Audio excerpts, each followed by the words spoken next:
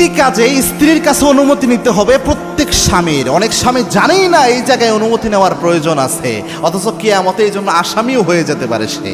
মারাত্মক একটা বিষয়। নর্মালি স্বামীর অনুমতিতে স্ত্রীরা চলে। স্ত্রীদেরকে আল্লাহ রাব্বুল আলামিন স্বামীর আন্ডারে রেখেছেন এবং আল্লাহর কোরআনের বিধান হচ্ছে আর রিজালু কাওয়ামুনা আলান নিসা, পুরুষদেরকে আল্লাহ রাব্বুল আলামিন নারীদের পরিচালক বানিয়ে দিয়েছেন। তবে তিন জায়গায় এমন রয়েছে, তার মধ্যে এক নাম্বার হচ্ছে কোনো স্বামী মোহরানা ছাড়া, মোহরানা পরিশোধ করা ছাড়া তার স্ত্রীকে স্পর্শ করতে পারবে না যদি স্ত্রী অনুমতি না দেয়। গুরুত্বপূর্ণ একটা বিষয়, মোহরানা স্ত্রীর হক। এবং আল্লাহ বলছেন ওয়া আতুন নিসা সাদকাতিহিন্নান নেহলা, সন্তুষ্ট চিত্তে তোমার স্ত্রীর মোহরানা তুমি দিয়ে দাও।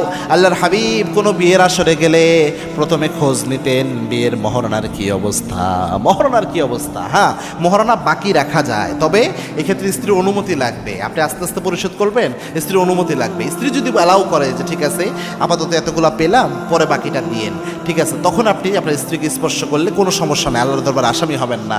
কিন্তু আপনি আপনার স্ত্রীর অনুমতি নিলেন না, তাকে স্পর্শ করলে কি আমাদের দিন এটার জন্য আসামি হতে পারেন। দুই নাম্বার হচ্ছে আপনি 4 মাসের বেশি স্ত্রী ছাড়া বাহিরে থাকতে পারবেন না। অর্থাৎ স্ত্রী যদি অনুমতি দেয় তাহলে আপনি স্ত্রীর অনুমতি নিয়ে আপনি প্রবাস জীবনে 4 মাসের বেশি থাকতে পারেন। আপনি বুঝাইয়া বললেন যে তুমি যেন ভালো থাকতে পারো, তোমার সন্তান যেন ভালো থাকতে পারে, এই জন্যই তো আমি প্রবাসে আসতে। হারে আমার প্রবাসী ভাইয়েরা নিজের রক্তকে পানি করে ফেলে পরিবারের জন্য খাটতে খাটতে। সুতরাং স্ত্রী যাদের অনুমতি দিয়েছে কোনো সমস্যা হবে না। নর্মালি 4 মাসের মধ্যে আপনি স্ত্রীর কাছে যেতে বাধ্য, না হলে যদি অনুমতি ছাড়া থাকেন সেক্ষেত্রে স্ত্রী আপনাকে আসামি বানাতে পারে।